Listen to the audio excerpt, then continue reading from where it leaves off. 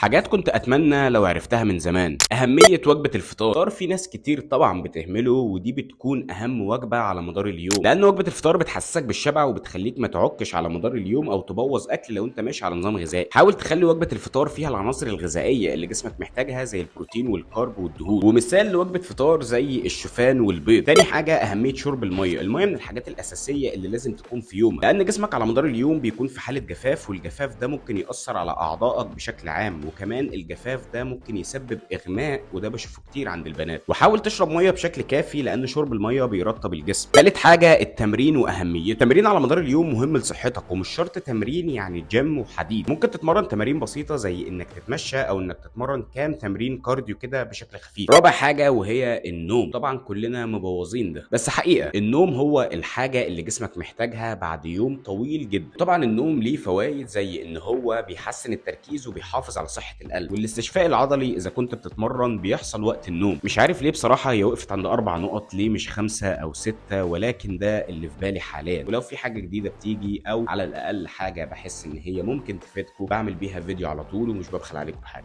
وما تنساش تسال عن عرض الاونلاين كوتش، لان انا عامل عرض جبار ما يتفوتش. ابعت لي دلوقتي كلمه التدريب الاونلاين وهساعدك بكل التفاصيل. وبس كده وكده عرفنا